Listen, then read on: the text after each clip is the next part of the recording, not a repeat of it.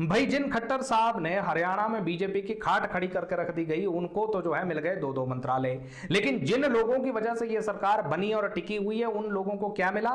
पशुपालन और जो है मछली पालन, उन्हें मिला एविएशन मंत्रालय। यही है महामानव की अहंकार नीति। बहुत नमस्कार आप सभी को। आप शिमला डायलॉग्स विद अधिवक्ता आशुतोष देखना शुरू कर चुके हैं और आज बात करेंगे इन गुजराती बंधुओं के बढ़ते हुए अहंकार और अकड़ की। भाई देखिए, जब हमने ये कोalition का पूरा मामला देखा था कि इस बार जो है वो भारतीय जनता पार्टी को पूर्ण बहुमत नहीं है, अब कोalition पार्टनर्स की जरूरत पड़ेगी, तो सबने यही सोचा था कि शायद अब हम एक बड़े सॉफ्ट प्राइम मिनिस्टर को देखेंगे, शायद अब हमें एक नया चेहरा देखने को मिलेगा। लेकिन महोदय ने मंत्रालय आवंटन में ही ये बता दिया कि इस देश के राजा तो हम ही हैं और सरकार हमारी ही होगी। ये वही नीति जो पिछले 10 सालों से चली आ रही है, एक बार फिर उसकी पुनरावृत्ति हुई।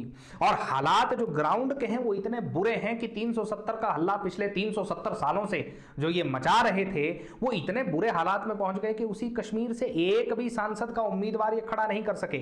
जिस मणिपुर में इनकी अपनी सरकार बैठी है, इनका अपना मुख्यमंत्री बैठा है, जो मणिपुर पिछले 1 साल से चल रहा है, वहां की दोनों सीटों पर बहुत बुरे तरीके से ये हार गए। प्रधानमंत्री जी खुद वाराणसी से सबसे कम 1.5 लाख के मार्जिन से जीत पाए हैं। बावजूद इनकी अकड़ है कि भैया कम होने का नाम नहीं ले रही है। अभी हाल ही के 1-2 दिनों में खबर आई है कि प्रफुल्ल पटेल जो महाराष्ट्र से बहुत सीनियर लीडर हैं, वो नाराज हो गए हैं। वो कह रहे हैं कि भैया हमारी तो बेइज्जती करके रख दी। जेडीयू के बिहार से बड़े सीनियर लीडर हैं लल्लन सिंह, जो पहले कैबिनेट मंत्री रह चुके हैं, जिनके लिए इस बार भी कयास लगाए जा रहे थे कि भैया इन्हें या तो रक्षा मंत्रालय मिल सकता है या रेल मंत्रालय से नीचे तो मिलना इनकी इज्जत के लिए जो है ना वो दागदार सिद्ध होगा। लेकिन उन्हें मिला क्या? मछली और भैंस चराओ विभाग, यानी कि पशुपालन विभाग। अब ऐसे में नीतीश कुमार जब पिछले कल बिहार लौटकर वापस पहुंचे हैं, तो अपने कार्यकर्ताओं ने, अपने जेडीयू के लोगों ने ही उन्हें गालियां दे दे करके उनका स्वागत किया है। उनसे लोगों ने यह कह दिया है कि भैया हमने आपको दिल्ली काहे के लिए भेजा था? हमें तो लगा था कि आप किंग मेकर हैं और आप वहां पे कटोरा लिए उनके चरण छू करके आ रहे हैं। ये तमाम हालात देश के अंदर बनते हुए दिखाई दे रहे हैं। तो इससे यह कहना बिल्कुल भी नाजायज नहीं होगा कि बहुत संभव है कि प्रधानमंत्री जी अगले 6 से 12 महीने के अंदर हिंदुस्तान में दोबारा चुनाव डिक्लेयर करवा दें। क्योंकि भैया उनके पास कारण यह है कि देखिए, हम तो जिस डिसाइसिव नेचर के लिए जाने जाते हैं, हम तो जिस अक्खड़पंथी के लिए जाने जाते हैं, इस कोलिशन गवर्नमेंट की वजह से वो अक्खड़पंथी हम दिखा नहीं पा रहे हैं। अब राज हमारा हो नहीं पा रहा है, क्योंकि अब जितने पोस्टर छपेंगे उसमें तो एनडीए के सभी सहयोगियों का जो है ना वो फोटो छपेगा। लेकिन पिछले 10 सालों में अपने हार में भी किसी को जो शामिल नहीं होने देते थे, वो नरेंद्र मोदी जी अब जो है वो दूसरों को अपने साथ ले चलने के लिए मजबूर हैं। मगर ये तो बात हुई फिलॉसफी की। प्रैक्टिकली हम ये देख रहे हैं कि मोदी जी ने जो मंत्रालय आवंटन के समय किया है, उससे अगले 4 से 6 महीने के अंदर देश में कोई बहुत बड़ी उठापटक होने की संभावना दिखाई पड़ती है। अगले पॉइंट की तरफ चलते हैं तो अजीत पवार की पार्टी ने स्वतंत्र प्रभार जो है वो ठुकरा दिया है। उनका कहना है कि देखिए भैया, हम तो जो है वो लेंगे तो कैबिनेट मंत्रालय लेंगे, ये स्टेट मिनिस्ट्री हमको नहीं चाहिए, ये स्वतंत्र प्रभार का मंत्रालय आप स्वयं अपने लिए ही रख लीजिए। इसके बाद आगे चलते हैं तो हालात इतने बुरे हैं कि संघ प्रमुख मोहन भागवत जी ने शायद संघ और भारतीय जनता पार्टी के इतिहास में पहली बार ऐसा कुछ किया है कि जहां पे संघ के प्रमुख ने बीजेपी के sitting in chair prime minister के खिलाफ आलोचना के शब्द कहे हैं। वो आलोचना कर रहे हैं प्रधानमंत्री जी की खुल करके। अभी हमने पिछले दिनों सुना है, पिछले ही कल शायद उनकी स्पीच वायरल हुई है।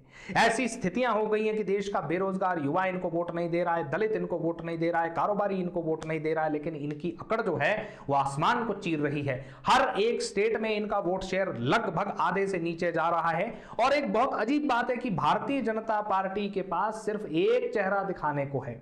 इनके पास किसी भी और क्षेत्रीय जो जनजातियां होती हैं, या कह लीजिए ब्राह्मण हो गए, दलित हो गए, क्षत्रिय हो गए, इनकी कोई भी कद्दावर नेता मौजूद ही नहीं है। इन्होंने यादवों के लिए जिस व्यक्ति को चुना, जिसको इन्होंने बाद में जो है वो मध्य प्रदेश का मुख्यमंत्री बनाया, उसे यादवों ने अपना नेता मानने से इनकार कर दिया। जिस व्यक्ति को इन्होंने राजस्थान का मुख्यमंत्री बनाया, जिस ब्राह्मण को, उस व्यक्ति को ब्राह्मणों ने ही अपना नेता स्वीकार करने से इनकार कर दिया। मतलब 2 जगह में फ्लॉप मुख्यमंत्री देने के बाद अब जो है उड़ीसा में जगन्नाथ जी की भूमि पर एक और फ्लॉप मुख्यमंत्री की तलाश जारी है। इनके पास योगी आदित्यनाथ के अलावा जो है दूसरा कोई मुख्यमंत्री ऐसा है नहीं है जिसके काम ये गिना सके। जिस शिवराज सिंह चौहान ने मध्य प्रदेश में भारतीय जनता पार्टी को इतना मजबूत किया, उसे उठा करके एग्रीकल्चर विभाग में डाल दिया। जीती हुई सरकार के मुख्यमंत्री को जो है ना मुख्यमंत्री नहीं बनने दिया गया।